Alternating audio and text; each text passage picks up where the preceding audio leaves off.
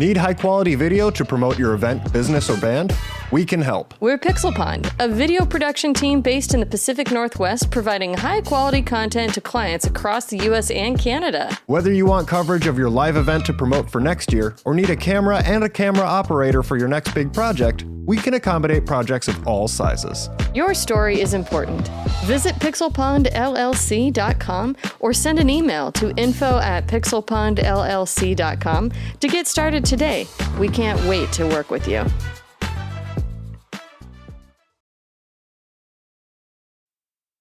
Coming up on Gamers Week podcast.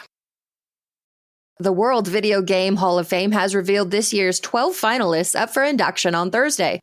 The one that's kind of blowing my mind here is Tamagotchi. Yeah. Is that a game, really? There's no doubt Tamagotchi has its own like amazing cultural like existence. I don't know if I would classify it as a video game for me personally. I don't know. You guys need to stop being so close-minded. It's a game, okay? It's a pet simulator. Just because it's not on an actual console, then if you don't believe that, then the Mattel Football isn't a game. Mattel Football, it doesn't age well, I don't think. It does not, but man, was that game the back in the 70s and 80s. Yes, correct. Agent Neil says, are Tiger Electronics not games? At the very fundamental definition, yes, they are, but barely. Like, here's the line of games, and they're just like, right there. Yep.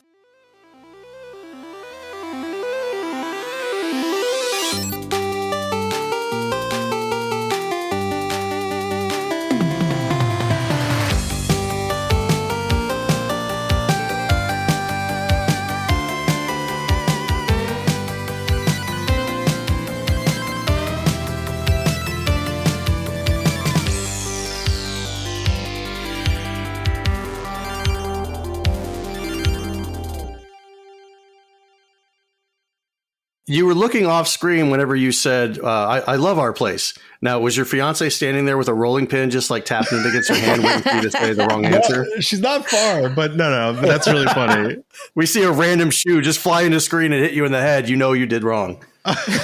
There's like my clothing cabinet has like this open thing, and that's where like I have like a lot of Saturn games in there, and then under the bed I actually have like another bin of Saturn games. You know, she's not a retro gamer, so until I get my own private space, I could start displaying things a little bit more. So we came to an understanding. Some people keep porn under the bed, but Andy keeps his Saturn games under the bed. Exactly where they are. All right, boys, you ready to get this show started? We are ready to go. Let's do it. Relatively on time. Everyone will be so pleased and surprised. Nice. How's it going, everybody? Welcome in.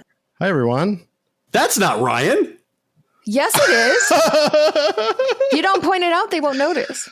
Yeah, it's Andy. So it's Ryan with a better looking face, a better looking voice, and that's okay. I'm a Jets fan, not a Bills fan, so unfortunately. That's the real reason Ryan's never here when you're on the show. All right, let's get the show started. Welcome, everyone, to Gamers Week podcast. Like the name says, we analyze the best, worst, and weirdest headlines of the past week in the video game industry.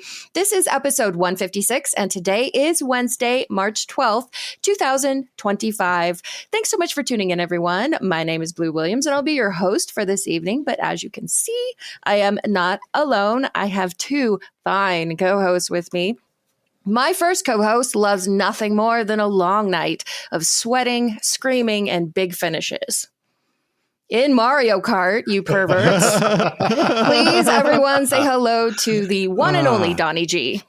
That game brings out the cranky old man in me. And like we've discussed, yes, it does. I see things that happen on my screen and you're like, no, that totally didn't happen. Because the way the Nintendo servers work, I don't know how it does it, but it shows you something completely different. So I'm flipping the F out over here because I think I'm getting robbed. And you're over here just like, oh, no, that didn't happen. So I'm just like, ah!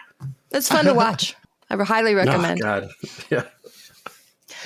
All right, and my second co-host was last seen boarding a plane for Florida with only his mankini and a dream of becoming the next Florida man meme.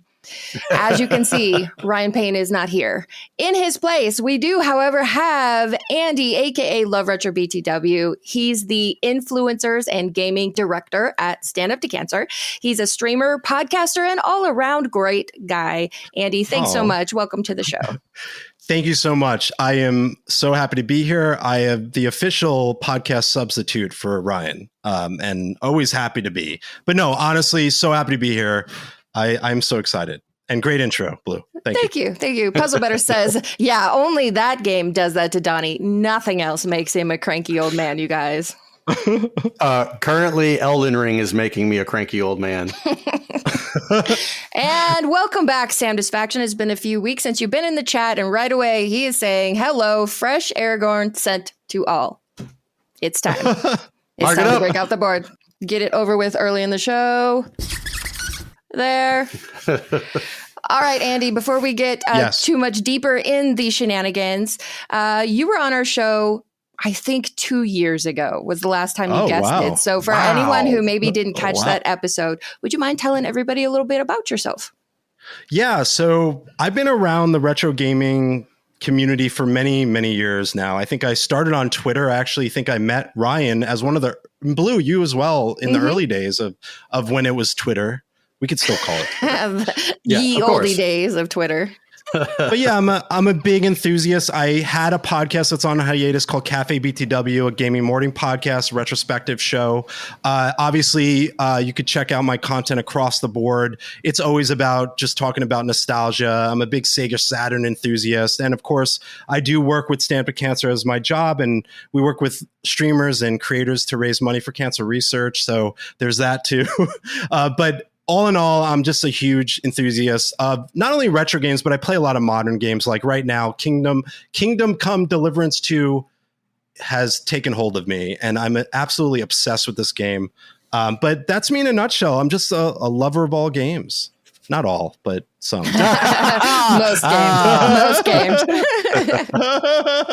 Dungy Forever says, what game makes Blue act like Donnie? And I will actually confess it's Elden Ring 2. I told a story a few weeks ago about how I quit the Elden Ring DLC when I was like 95% of the way through it. I quit it to save my sanity at the time. And then this past weekend, I picked it back up and tried to do it. But of course, I'm at the very end game. So it's super hard. And I've been out of the game for like 4 months. I don't remember the controls. I don't know what I'm doing. I don't know where I'm going. And it was, there was some raging. Oh, sounds like a skill issue. Yeah. Isn't that what you said to me? Yes, it is. Except for when I said it to you, it was true. All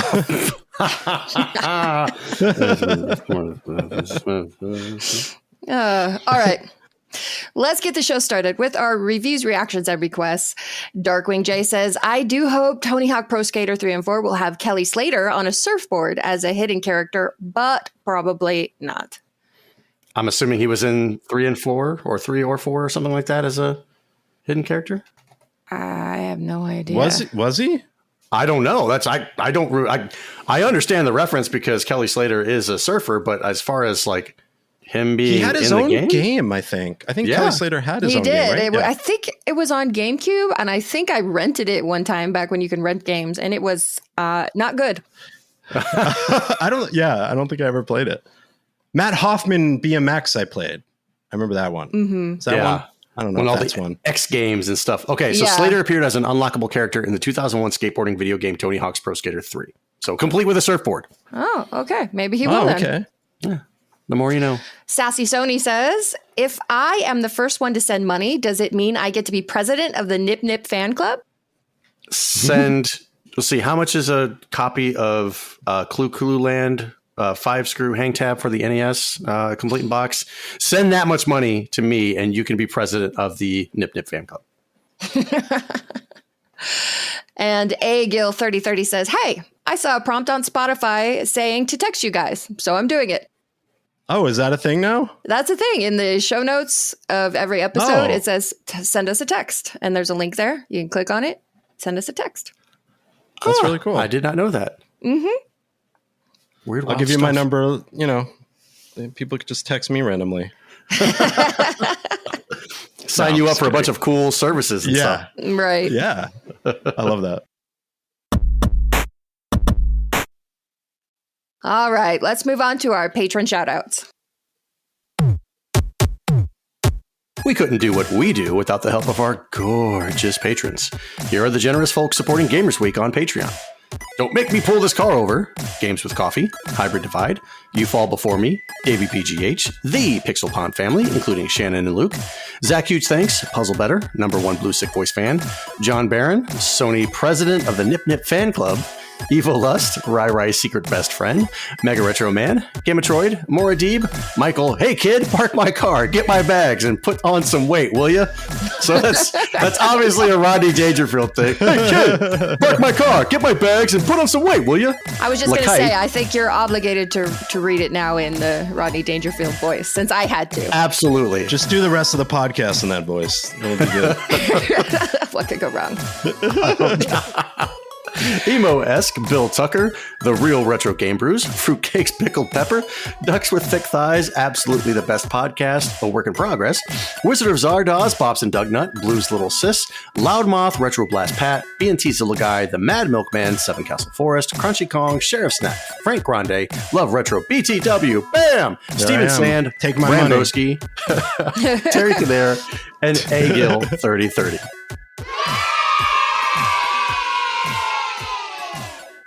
If you like what you hear today, and we really hope you do, please consider joining us on Patreon. Your support helps cover the cost of producing the show, as well as other cool stuff we'll be doing like prizes and giveaways. You'll also gain access to our bi-weekly patron-only bonus cast called Gamers Week Uncut, Patrons with Benefits. Visit patreon.com/gamersweek or follow the link in the show notes to learn more. GoldenEye in the chat says German Donnie is pretty awesome too. So what we really need for peak awesomeness is we need German Rodney Dangerfield Donnie. Ooh, that's a mix. I'll have to work on that. you need a day or two to workshop that? Yeah. All right. All right. In the meantime, let's move on to our headlines. All right. Our headline segment is proudly sponsored by the Retro Game Club podcast. It's fantastic, family-friendly retro gaming podcast.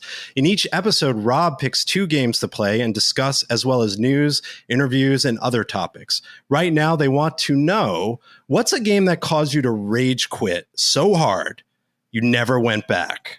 Send your answers to email at retrogameclub.net or follow the link in the show notes. You just talked about raging earlier. Yes, but I didn't quit so bad that I never went back. Right. That's true. So that's a tough one. I will say I have never gone back to getting over it with Bennett Foddy. That if you remember that game, you're the guy with the cauldron is your lower half, and you've got the sledgehammer where you're trying to pull yourself through and jump onto stuff and pull yourself up and use physics to swing. And I got up to what I thought was pretty far, and then I fell all the way. And Ryan was even a witness to it. I fell all the way down, and I was like, "Nope, I'm done." And that was it. Well, it was more rage than that. Like, it was beating the desk and stuff like that, and I stepped away from it, never to return. How many times have you broken that desk? This desk, none. But my other desk that I had, that was because of Super Mario Kart for the Super Nintendo. That game made me punch 2 holes in the desk, and I had to get a new one. So Whoa. We don't talk about that. What about you, Andy? What's a game that you rage quit and never went back? I do want to say that I stopped playing competitive first-person shooter games, and it was whatever that Call of Duty was, where it was in the sci-fi world, Infinity. Yeah. I've never been good at first-person shooters, and I've always at the bottom of the list. And I think it was one of the rare moments where I threw my controller. I was like, I'm never playing a first-person competitive shooter ever again. And it's true. I stopped. So, I think the only one that I remember playing of recent that I liked was Crucible and Destiny. But that, even I was terrible at that. But I will say it was that Call of Duty Infinity, or whatever it was, from a bunch of years ago. And I was like, I'm never playing Call of Duty ever again. And no offense to anyone that loves Call of Duty, I just couldn't take it anymore. I can't take the pain of dying over and over again. I'm not good at, whatever you do in those games, to win. And I'm getting older. I guess my reflexes are terrible. But like I said, I rage quit a lot.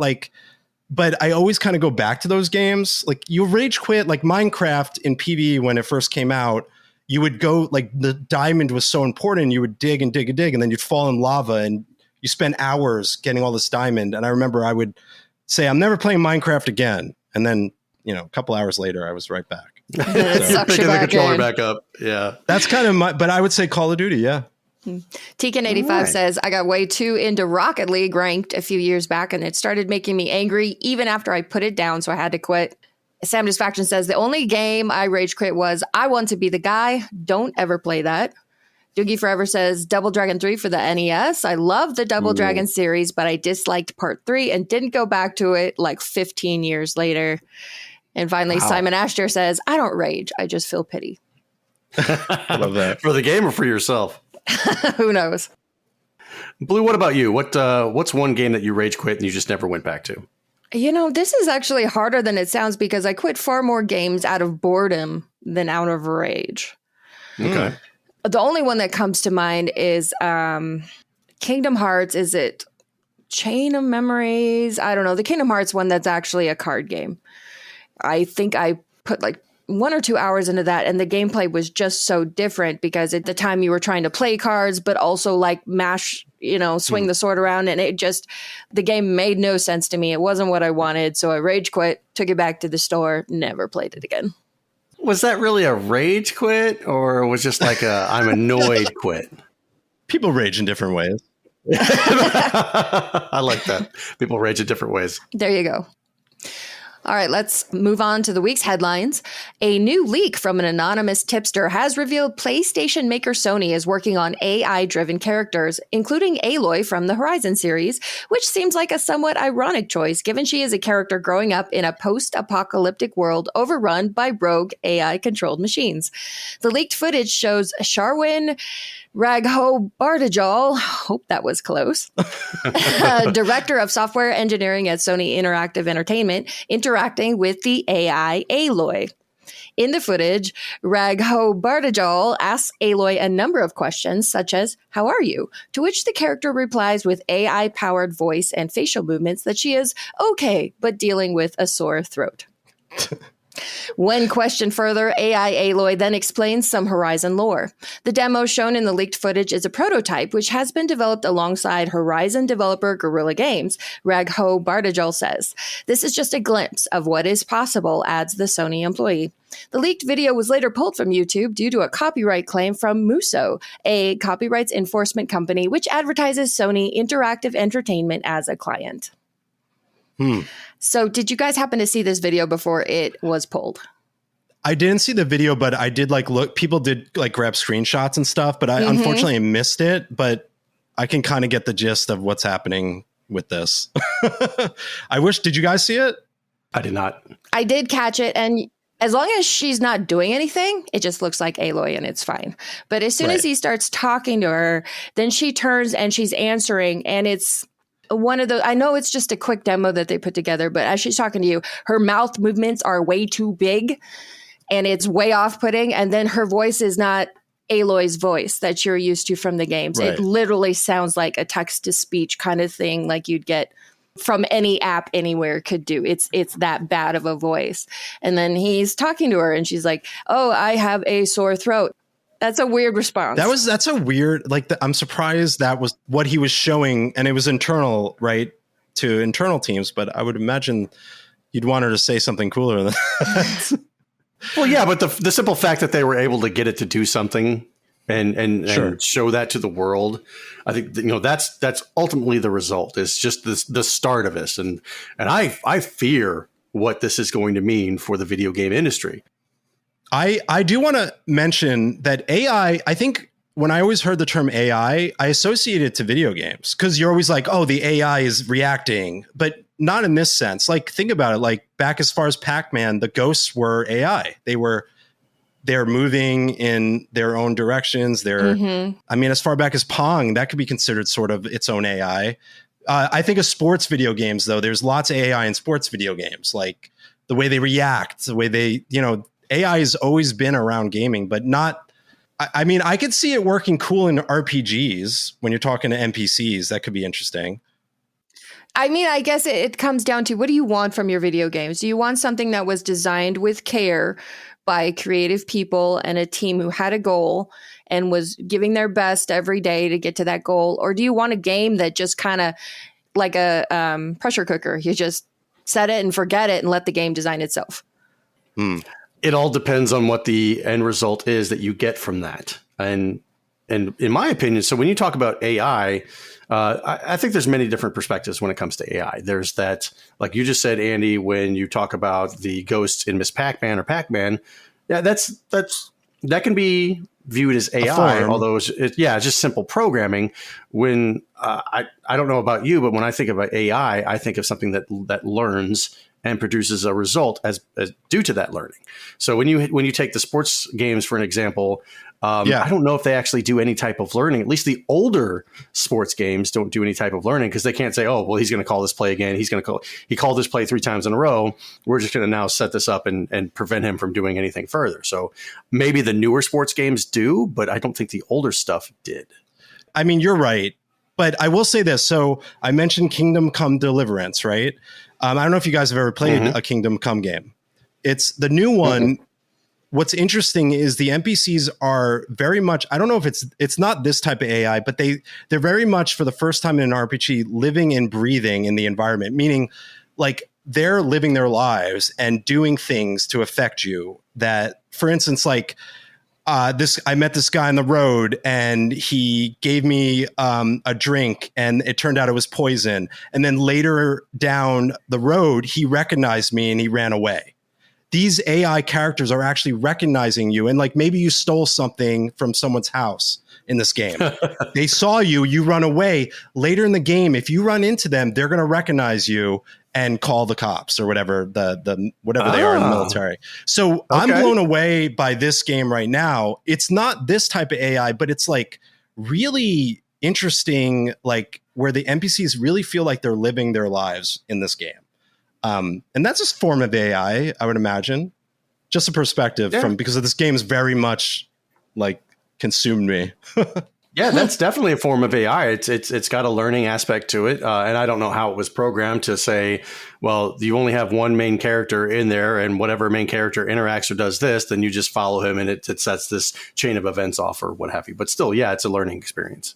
There are lots of different types of AI. And so the one that I think that most people have the most problems with is this idea of generative AI, which is what the video game industry is so in love with right now, because they see it as a shortcut to quicker products and more profit.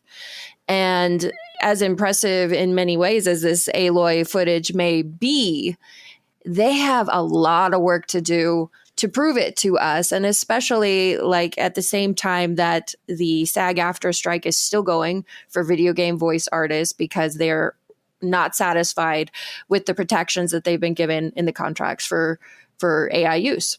So it's interesting that it leaked at the same time that protest is still really ramping up.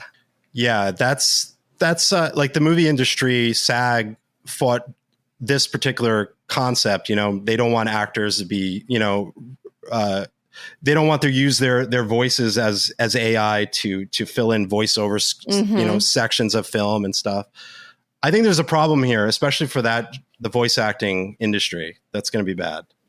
Do you guys like any aspect of AI like this? Do you think that there could be good out of this? Or do you guys feel like it's more leaning towards it's going to be bad? That's okay. We've used AI before just to do little skits on our show, and just for that kind of like harmless stuff, it's fine. But for taking the place of the jobs of a whole industry worth of workers, just so a small handful of executives can make more money and the shareholders can be happy. None of us are convinced that's going to create a better world for anybody but those shareholders and executives. Yeah. It's going to be really interesting where this goes. Mm-hmm. All right, next up, a new report claims that the next console from Xbox might not be a traditional console at all, and that it might be targeting a 2027 launch. On a recent episode of the Xbox 2 podcast, reporter Jez Corden said that Microsoft plans for the new Xbox are more akin to a gaming PC. He describes the machine as a PC in essence, but with a TV-friendly shell that also has a specific set of specs in mind. He further suggested that similar to existing consoles, developers will know what these specs are, so they'll be able to optimize their games accordingly. Subsequent reporting suggested that an Xbox branded handheld could be on the way in 2025. As always, these rumors should be taken with a grain of salt. It's unclear if this hypothetical PC-like Xbox would feature the more extensive non-gaming functionality that you get with a PC, such as work apps, productivity software, and more. However, this is far from the first inkling that Xbox is considering a drastic change with its next console. In a recent interview, former Xbox executive Peter Moore went so far as to suggest that the console war is essentially over, and if given the choice, Microsoft would stop making hardware entirely. So Microsoft has conceded? They've lost the war? Well, Peter Moore is a former Xbox executive. Yeah. He's a legend. He's the guy that did the Grand Theft Auto tattoo on his arm when he announced it in the Halo. I don't know if you guys remember this at E3. To announce that Halo was on Xbox, he did a tattoo on his arm. And then to announce Grand Theft Auto coming out, he showed the other tattoo. It's in videos. Look at it. I wonder if they were temporary or if he still got those. There's still a rumor that they were real, and that's what he says. But I haven't seen his sleeves, underneath his sleeves. But he was a great Xbox executive. But I will say this, like, what I'm understanding is that they are going to do one more console generation with what I think is funny. Are they just saying they're making a PC? Like, because it's going to have programs. Like, I'm really confused. Like, why don't they just say, we're going to make a PC?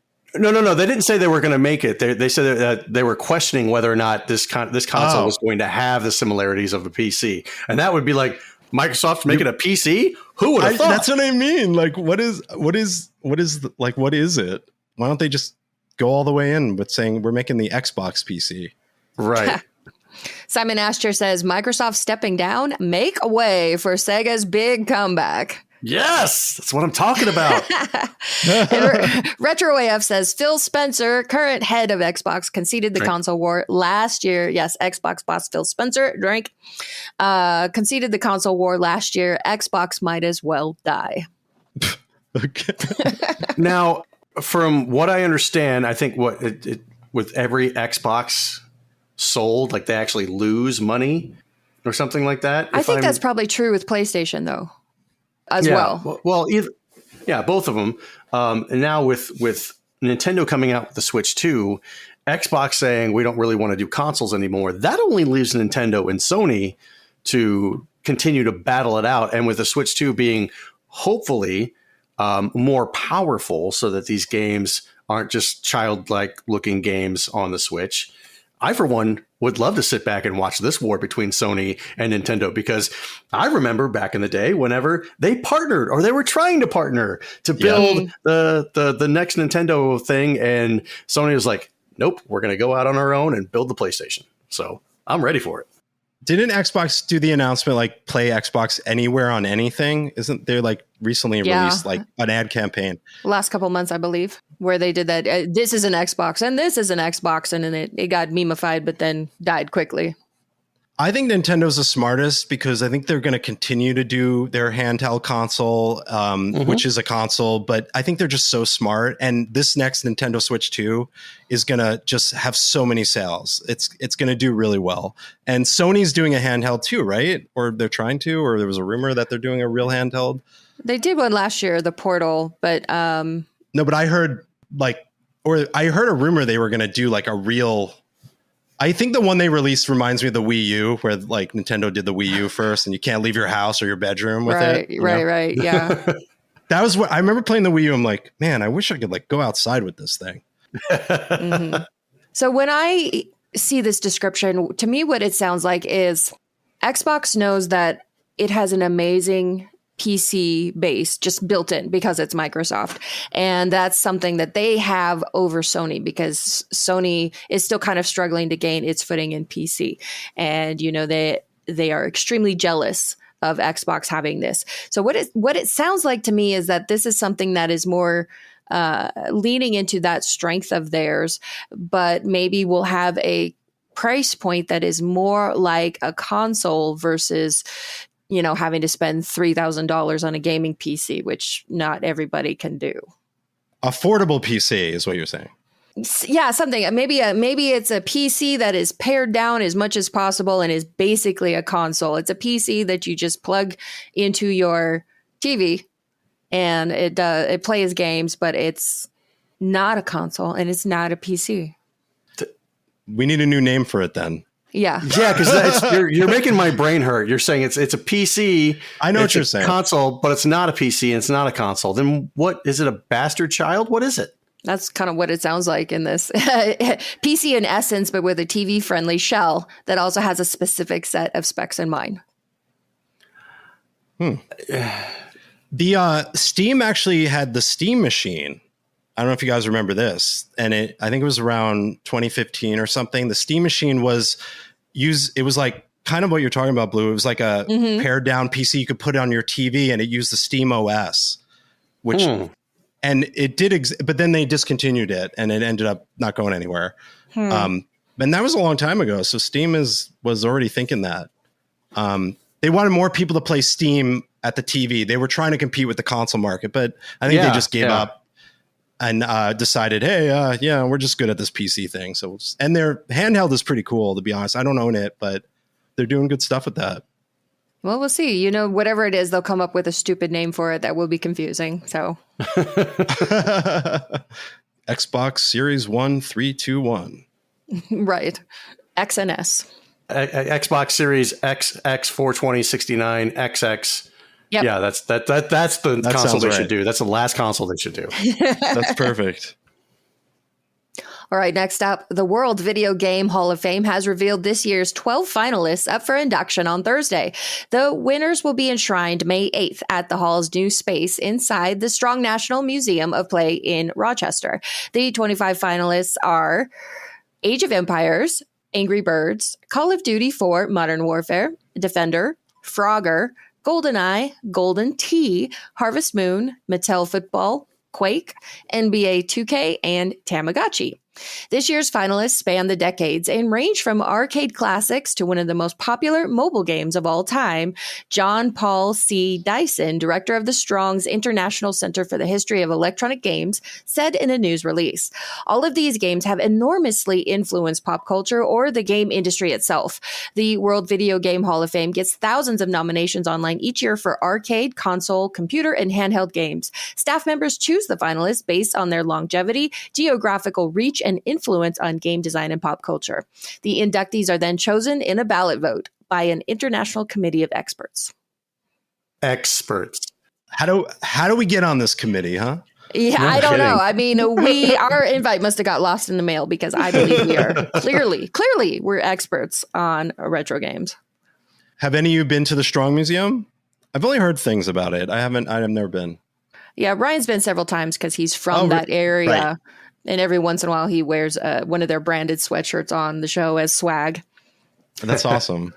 I'm a huge sports video game fan. So seeing NBA 2K get a nod is awesome because the Dreamcast 2K series era. I mean, NFL 2K, I don't know if they put that one in, but they really changed the game for sport games. So I thought that was really cool. But, Quake, I mean, Defender, Frogger, GoldenEye, these are staples and amazing games. So I don't know about Angry Birds though. I don't know about Angry Birds. Well, it's a wide variety, but Angry Birds is in and of itself is still a great fun game. I remember, downloading that. That's one of the very few games that I downloaded on my phone back in the day.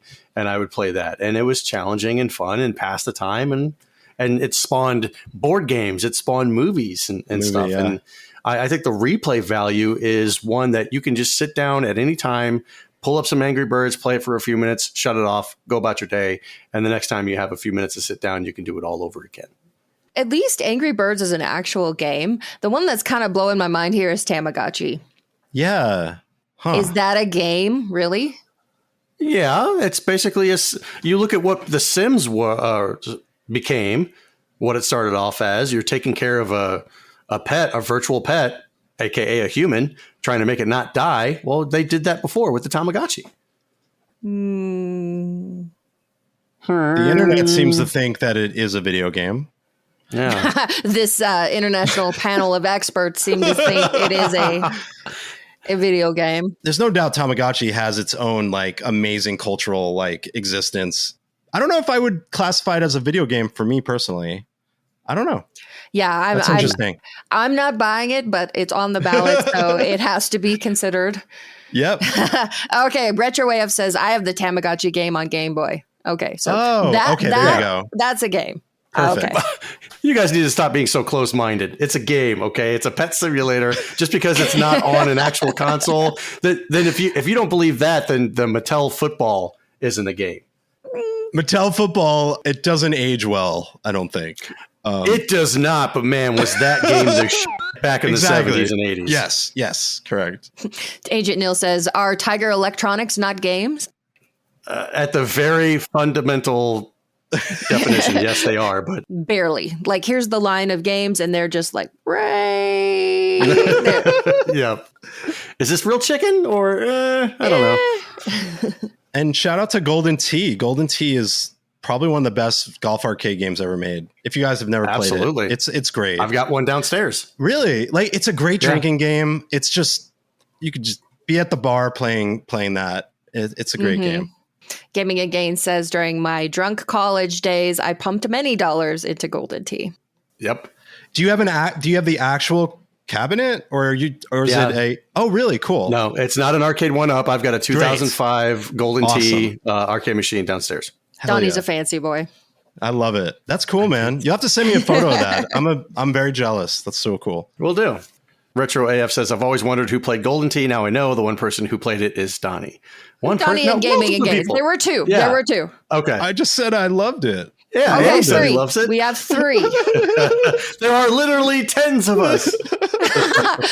Puzzle Better says, I'll take a pic for the Discord of my current bee-themed Tamagotchi. It just died. The struggle is real. Oh, Rest in peace. Rest in peace. Moment of silence. Okay, so as we do every year when the World Video Game Hall of Fame nominations come out, we have to pick our predictions of who's going to get in. So we'll have to get Ryan's prediction next week, but what is one game that you two think will be inducted?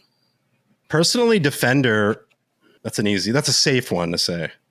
See, I feel like we've been doing this for enough years now. I feel like I've seen some of these on the list before of nominations. That's what I thought. I think Angry Birds has been on there before. GoldenEye has been on there before. Quake has been on there before. I think Mattel Football too. Is it a safe bet to say GoldenEye for sure this year when it already lost? Okay, so TKN85 says, yeah, only a few of the nominees are new. I feel like we've seen Call of Duty 4 Modern Warfare before. I remember in the previous years, that one was on the ballot, and I think I picked that one, and it didn't get chosen. So that's kind of throwing me off that the games continue to be nominated, which I don't think I've ever seen the Mattel Football one being nominated before. I could be wrong. Or Quake. I'm pretty sure Quake. I just thought Defender, Frogger, just for their history and impact they had and how old they are too. I feel like those are just those should be automatic in my opinion. Okay, so TKN85 says Quake is new this year because I gotta figure a game like Quake has been nominated and not in the Video Game Hall of Fame. That's kind of ridiculous. So ultimately, I want to go with Quake off the rip. But a strong second would be Golden Tee because that game was revolutionary. Sure. I think it was the very first. Don't hold me to this. I think it was one with not a trackball, but a sports game using a trackball. Really? Yeah, and at least 3 people played it, as we established. I'm torn between GoldenEye and Age of Empires. GoldenEye has to make it in there eventually. I don't know how many times it's going to be nominated before it goes in there, but it is. So I'm going to commit. I'm going to commit to Age of Empires, though. Okay. I like the commitment. That's a good one. Yeah. I mean, they'll pick 3. So after whatever episode is after May 8th, we'll revisit this and mercilessly mock the losers. As is tradition. As is tradition. And you don't with tradition. There you go. And that's what I appreciate most about you. Is that what you appreciate about me? All right. And last up, Coperni, a brand that regularly explores how technology and fashion can interact, currently has a clear fascination with the gaming culture of bygone years. On Saturday evening in Paris, the company staged a fashion show conjoined with a 200-person LAN party. Coperni's runway was set against 4 rows of gamers, their faces aglow in the twitchy green light of computer monitors as they swerved around Fortnite's digital world in Hummer-looking trucks, firing guns at each other. When the show began, the players kept at it, the clicky sounds of their keystrokes competing with the percussive taps of the models' heels striking the floor of the cavernous Adidas arena. The concept, said Coperni's co-founder Arnaud Vaillant, was a tribute to gaming in general and to celebrate this subculture from the 90s. In the front row, guests were wedged between players wearing headsets and Coperni branded tees. The gamers had been cast per the brand with the assistance of Gentlemates, an esports organization. Most did not know what Coperni's clothes looked like before that afternoon, and they probably still don't. Was the old guy from the meme with the smile and the coffee cup, was he cast? Was he there? I don't know. I don't think so. I saw a video of it. Did you guys see the video? I saw like a Instagram I video. saw some pictures of it, but not actually video. It was kind of interesting. Like these were like typical runway models with like really beautiful, you know, whatever runway stuff clothes. And there's literally runway like stuff. You know what I mean? and it's literally lined with like gamer chairs and their computers. And it's all like gamers playing Fortnite. Mm-hmm. I give them credit. I think that's really innovative in a lot of ways. You know, fashion meets gaming, a little bit different. I would recommend watching the video because it kind of shows you everything. But it's kind of interesting.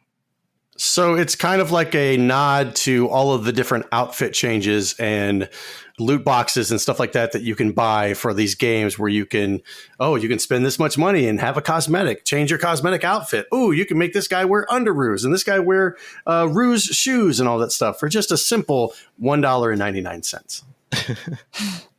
Well, as I understand it, the theme of the clothes was 90s. So there were outfits inspired by like Lara Croft. There were outfits inspired by the 90s movie Hackers. There was a bag with a Tamagotchi on it, something like that. And so it was meant to be like, yay, the 90s. But it's a little bit weird to me then. Like the idea of the LAN party, that's crazy. All of us have fond memories of LAN parties, and to bring that back, that's really cool. But then to play Fortnite instead of something that would have actually been played at a LAN party, that feels like a miss to me. And then I wonder if it was because they had to recruit 200 gamers for this stunt, because let's be honest, this is a stunt. And they couldn't get that many gamers because they don't care about fashion. Like the accounts that I read of this event said that none of the gamers even looked up over their monitors. Like they could care less about what was going on the runway. They were just laser focused on their game.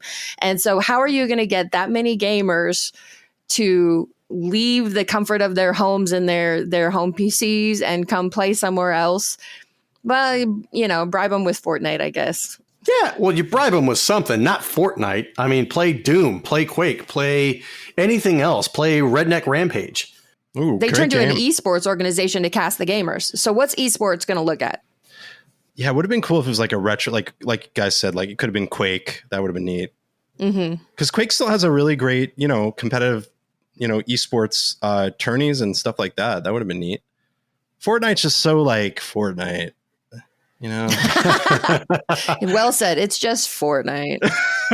It's just Fortnite. Yeah, I feel like I've been like hearing Fortnite for the past 10 years. And, yeah, you know, congratulations to Fortnite for being so strong of a game to be able to live that long and keep striving. But yeah, definitely a missed opportunity. You had a chance. You've got the retro clothes. You probably had people like going deeper into the stunt with, you know, pulling out a Crystal's Pepsi or a Tab or something like that, or an old school, like a new Coke.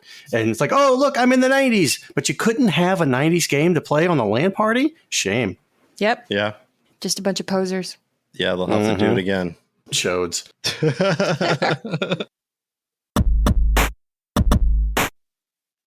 All right, let's move on to our top 3 new releases. First up, we have Fate Reawakened. for the PS5, Xbox Series X and S, PS4, Xbox One, Switch, and PC. Reawaken the critically acclaimed Fate games like never before. Play all 4 classic dungeon crawler titles with enhanced graphics as you battle through challenging, procedurally generated dungeons. Learn powerful spells and fish to your heart's content. Are you up to the task? Your fate awaits. Centum. PS5, Xbox Series X and S, PS4, Xbox One, Switch, and PC. Every Y has a wherefore. You are trapped and you must escape. But is that really the goal? Centum is an unreliable narrative-driven adventure where everything may be a lie. There is no singular protagonist in Centum. Instead, players shape the behavior of an artificial intelligence through their choices, guiding it towards different outcomes and experiences in this gory horror game. And my brain wants to say Centrum, like the Centrum Silver, like the daily vitamin. I don't know why. I'm just in. Oh yeah, with the kind of colorful line. Yeah. I'm seeing it in my brain right now. Because Donnie is diligent with taking that Centrum Silver every morning. Oh, every morning. When are they sponsoring? It's perfect. Ouch. Maybe one sponsorship I turned down. I don't know. They'd have to offer a lot. When are you actually declared a senior citizen? 65, I guess. Like when you get your Social Security. Well, when do you get your AARP card? I think it's more like 50. Oh, maybe. Oh, God. I'm not far away from that. You're so away from that. We don't need to talk about that. We can move on right past that one. Yeah. Let's go to the last game. Wonder Stop. PS5, Xbox Series X and S, and PC. From the creator of the Stanley Parable and the Beginner's Guide comes Wonder Stop, a narrative-centric, cozy game about change and tea. Playing as a fallen fighter named Alta, you'll manage a tea shop within a magical forest and tend to the customers who pass through. But Alta does not want to be here. And if she gets her way, the tea shop will be nothing but a brief and painful memory. So based on these wonderful descriptions this week, Andy, what's your game of choice that you're going with? I like Centum. Centum, right? Because huge. I believe it's a point and click adventure game, and yes. I love and it has kind of like a retro vibe for it. I was looking at the trailer, so I'm the type of guy that like looks for these games on Steam and just buys them and tries them out. I'm a big point and click adventure fan, so I'm going to lean there with the vitamins. Nice. Blue, what about you? What's on your menu this week? Well, people in the chat are saying they've heard good things about Wonder Stop, and it did have, so far, the pre-release reviews on Metacritic are really, really good. I don't normally go for cozy games, but the thing that interests me about Wonder Stop is from the creator of the Stanley Parable. So that makes me kind of hope that it's not just a simple little cozy game, that there might be more depth to the story and some twists and turns. So I'm open to that one. Fate Reawakened. I do love dungeon crawlers, but I've never played this series. It looks not bad. So that's on the back burner. But if I see it in a sale, maybe. But that brings me to Centum. And I'm not a huge point and click fan, but this game looks bonkers. It looks so creepy and so scary. And I don't even know what's going on.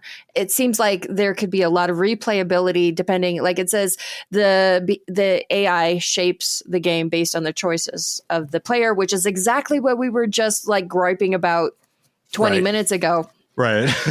I don't know, though. Maybe it makes me a hypocrite. This trailer I thought was really compelling and really interesting. So that is probably my first choice this week, followed by Wonder Stop, followed by Fate Reawakened. Very nice. What about you, Donnie? For me, so I took a look at Wonder Stop as far as like the gameplay and stuff, and it looks just like I instantly thought of like Farmville or something where you're managing a t-shirt. Like, no, those games are not for me. Very task driven. Yep. And just repetitive. Nope, no thanks. So immediately I'm out on Wonder Stop. Fate Reawakened. I have never played a Fate Reawakened game. I'm okay with the dungeon crawler genre. I mean, I love Diablo. So this, whenever I first looked at it, I was like, oh, it's Diablo-like, but a little bit more cartoonish looking, maybe like a little dragon warrior thrown in mixed with some dungeon crawler. So I could possibly get into Fate Reawakened, but it's not going to be my first choice for this week. I'm going with the game like you guys just chose, the vitamin game for old man Donnie G, Centrum Silver, aka Centum.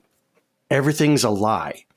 So up is down, left is right, a dog is a cat, all that stuff. So your instinct is not going to get you through that game. So you're really going to have to say like, well, is the thing I should do or the thing I shouldn't do is what I really should do, and yada, yada, yada. So this is the choose your own adventure thing like we were talking about. This is pretty much it. So I'm all in on Centum, and I hope it doesn't have a very large entry point as far as cost goes. I think hopefully it's like maybe a $20 game, because I'd be all over that. Yeah, I feel like that's a good price point for point and click. Like 20 and under is probably what I see a lot of on Steam, though. They're like 15, of 20 course. bucks.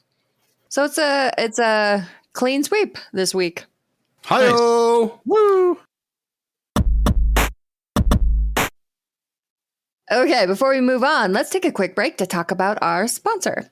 This segment is proudly sponsored by A Gamer Looks at 40 podcast. The show explores the history of video games through the stories and experiences of the people who lived it. This week, Bill is joined by guest Justin Ham of the Stage Select podcast to discuss how Final Fantasy VII not only changed the way he looked at games, but cemented him as a fan of the entire medium.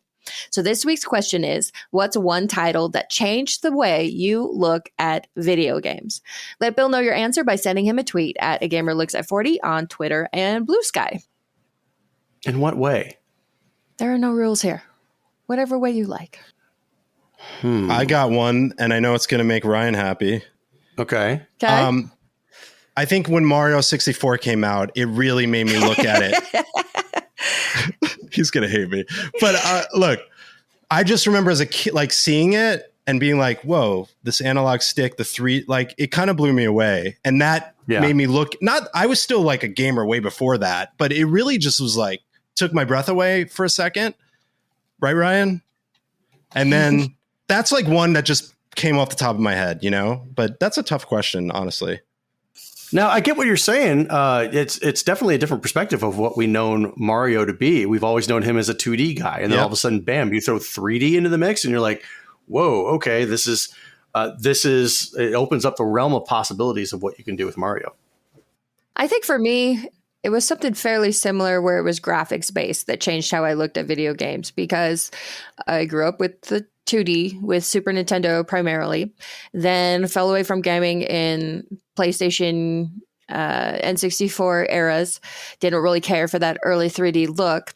Then I was brought back to gaming with Final Fantasy X when I finally saw that opening cutscene, and I was like, oh my God, because the last I remembered of video games, they were ugly and polygonal and just not very good looking. And then that opening cutscene of Final Fantasy X on the PS2 was just incredible. So it blew my mind as far as what games were capable of then, and been gaming ever since. Very nice. And I get that. I understand. Yeah. I have to say, go ahead, Donnie. Sorry. No, go ahead. I was just going to say a joke about Gamers Looks at 40, but I say it all the time because he's gonna turn 50. He's got to change the name to Gamer Looks at 50. He's going to hate me because I always say that. Anyway. Satisfaction says, what are you saying about my Tifa? Her polygons were in all the right places. Apologies to Tifa. I know that this is probably going to be, it's going to sound like beating a dead horse. But for me, it was Night Trap. It was, oh, nice.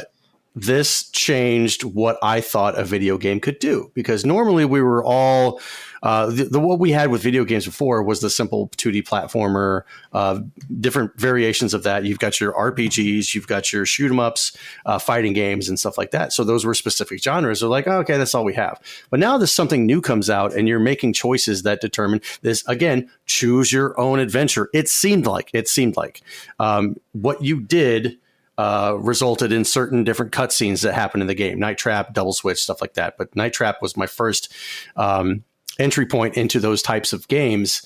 looking back on it now, it was a little predetermined. Like, okay, if you catch this many augers, then you're going to get this part of the game. If you don't, then this happens where you get disconnected and you have to keep going all over again, stuff like that. But that really changed my perspective, and it told me that video games could be so much more than what we were used to. That's an excellent example, because I had it on Sega CD when it came out, like literally, and it kind of blew me away. And I remember that was the FMV boom.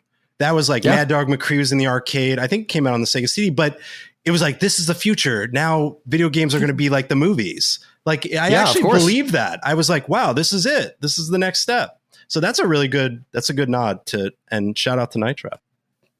Ramboski says Metal Gear Solid took it to the next level back in the day. Absolutely. Great choice. TKN85 says the clear answer is Tomb Raider. Taught us all to look at games differently. And by that, I mean staring at triangular knockers. Gaming and Gain says, when I saw Super Mario Brothers after living with the 2600, I was amazed. RetroAF says, for me, it wasn't a single game. It was Xbox Live. Ooh, very Doogie good. Forever says, I can't say there's one game that made me change the way I look at video games. I never left gaming ever, so I would always play every new game every year since 1988. Dang. What I love about this question and the answers in the chat is they're also different. Yeah. Right. Everybody has a different experience that really kind of cemented their love of gaming. I like the Xbox Live one because I actually beta tested Xbox Live, and that blew my mind. So I could have used that. Yeah, pioneer. It was 4 months before the release, and they sent you like you could play NFL Fever, these bunch of these mini games, and going online on I had already been online on on a PC because Diablo, I think 1 had online, and but this was on two, and then this had a mic, and I was at home on a console, and it blew my mind. So that's just a great reference.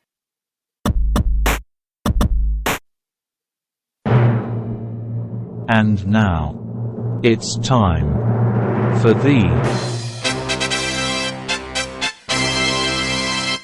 very important poll. Every month on Twitter, we post our VIP, very important poll. If you'd like to participate, follow us on Twitter at GamersWeekPC. This month's question: Chrono Trigger, the GOAT RPG, turned 30 years old yesterday. Wow. What's your favorite video game celebrating a major anniversary in 2025? So there were 4 choices on the poll. We had Chrono Trigger, 30th, as mentioned. It had a 61% vote. Majora's Mask is 25 years old, and we saw 14%. Bloodborne, which I can't believe is 10 years now. Time flies. Too fast. 15%, and then other is 9% of the vote. Let's look at some of the comments from the poll. The Jersey Hermit, who I hope is really from Jersey because I'm from Jersey. Shout out to Jersey. Let's show some love for the original Super Mario Brothers celebrating its 40th anniversary this year. My God. Big Willie Isms says, this is for my wife, Sugar Pums. But Tales of the Abyss celebrates its 20th year anniversary in December, and shout out to Sugar Pums. Love that. Shout out Sugar Pums. Yes, shout out. Tesseract Unfold. Despite the psychic damage this realization caused me, I have to shout out Carmen Sandiego for hitting its 40th anniversary. Ooh. Excellent game. Lots of memories as a kid with that one. Ignoreland, which we won't be ignoring. James Pond, Underwater Agent, is hitting its 35th. Look, I'm not saying it's a good game, but we got a game for Christmas and a game for our birthday, and that's what I was playing for the year. If Grandma picked up James Pond, you played James Pond, and I mastered James Pond. I love James Pond. Yep. Yeah. And then Team Rails with the final nail in the coffin. Thanks for making me feel old. You're welcome, Team Rails. Yes. Every week. My back hurts a lot more than it did before this segment. Yep. So what is a game that's celebrating a major anniversary this year? And there's a ton. I already mentioned it, but Super Mario 64 is 29th this year. But I will say The Sims is on its 25th, which I thought was cool. Yeah, that's about the same time. Wow. Right? I mean, unless the internet lied to me. which it can. No, that falls in line. I think that tracks with when I remembered like The Sims coming out. So that's insane. Yep. Holy shit. Like seeing some of these games that are just 25 years, 30 years old, 40 years old, and 40 and is more. crazy. It's like, wow. Yeah, it really is. Because like I remember clearly when Super Mario Brothers came out. Yeah. I remember going to my neighbor's house because they got a Nintendo and playing it and then never wanting to go home. Like, can you adopt me, please? Can I live here now? I'll sleep on the couch. Just let me play more Mario. I see Ice Climber 40th. Wow. Excite Bike, 40 years old. Gyromite, Wow, 40 that's years insane. old. Oh my God. This is insane to me. I mean, there's the list goes on and on. I'd say probably some of the games that I think I'm celebrating are Diablo 2, which is 25 years old. I love Diablo 2. I played that game so much back in the day when I got my first computer, playing online with some friends and stuff like that, doing dungeon raids and whatnot. But like I said, Excite Bike, Castlevania, Dracula X That's a good turns one. 30 for the Super Nintendo, and Jet Set Radio for the Dreamcast turning 25. Damn. The big anniversary this year that I meant a lot to me was Resident Evil 4 turns 20 this year. Of course. Wow. Which again is something that makes my back hurt because I remember in grad school when that came out, I'd saved up my money. I bought a GameCube. I bought that game. I didn't buy the GameCube for Resident Evil, but when it came out, I sure as hell bought it on release day and skipped classes for 3 days straight until played through and beat it and then could go on with my life. But man, I loved that game, even with screaming and the escort missions. But God, I loved that game so much. I want to correct Donnie. There was online for Diablo 1 because I remember playing online. Yeah, I remember. It was very early because I remember Diablo 2 kind of redefined it online. And I remember in Diablo 1, I would like meet someone in game and say, hey, come to the dungeon with me and let's fight. And then I kill them and give the resurrection thing and then kill them again just for fun. But Diablo 1 was very messy. But yeah, I guarantee you it was online. Okay. Because you're showing your age. Because earlier on in the podcast, you didn't remember it having online capability. So now just suddenly out of nowhere, you just pull out this memory. Seems a little suspect. Really? Are you taking your Centrum Silver? Oh, I don't know. Did I really say that? I'm very old. Don't let Donnie push you around. Yeah, geez, Donnie. It's been a while, man. All right, well, let's go ahead and wrap up the show. Thank you all for listening to episode 156 of Gamers Week Podcast. And a big thank you to the Retro Game Club podcast, loveretrobtw, our wonderful guest, A Gamer Looks at 40 podcast, and Pixel Pawn Production Company for sponsoring this episode. Don't forget to check out their links in the show notes. If you want to connect with Gamers Week, follow us on Twitter and Blue Sky at Gamers Week PC.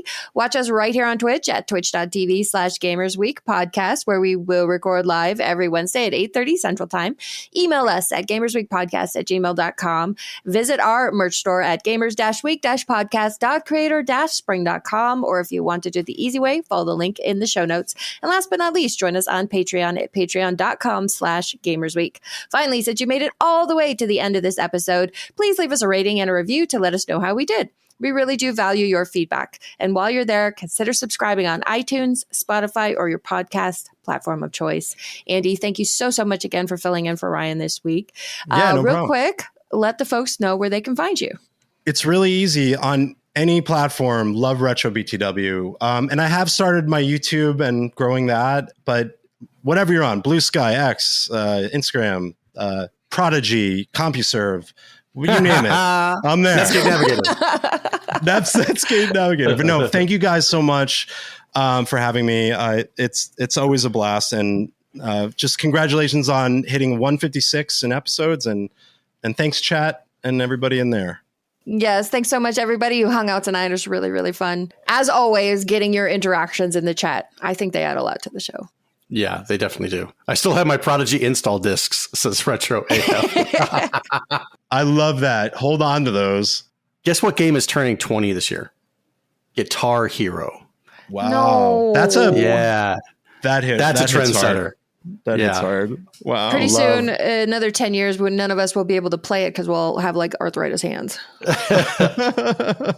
But thank you, everybody, for hanging out Yes, with us thank tonight. We definitely appreciate that. Andy, thank you for coming on as a guest. We really do appreciate everybody for tuning in. We will be back next Wednesday. Next Monday, we'll be doing a live uncut on YouTube. So if you're not a patron, go ahead and subscribe to our Patreon, and you can gain access to that wonderful content. I meant I gifted Blue. Oh, You did. all right. Thank you. Feels I like a meant little to, nepotism, but you know what? I appreciate it. You got it.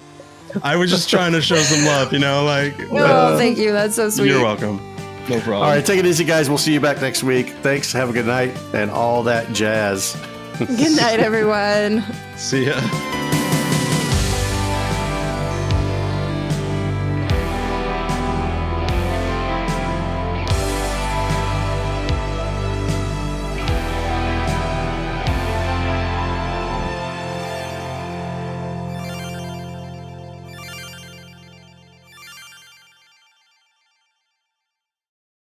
I got bit by someone like a year ago. I was walking and he had like a big dog, and luckily the dog like grabbed my jeans. My jeans were a little looser, so he didn't clutch my leg. And the guy's like, "Oh, I'm sorry." Well, Andy rocking the Jinko jeans to protect himself from the dog bite. Smart. Very smart.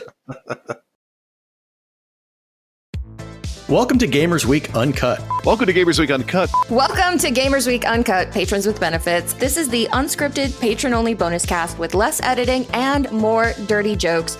We don't know where the conversation will go, but we're sure it will be weird. This fish just went right on my nipple, and I'm just like, I Google Street Fighter 6. The first search result that comes up is people think they can see Ryu's in the Street Fighter 6 reveal. Listen up here, kids. You're not going to want to get one of those VDSTDs things, right? Make it fall off. When you go, grab a pro. You'll be doing it for America. That was perfect. If you want to hear weekly episodes of our patron-only bonus cast, join us at patreon.com/gamersweek.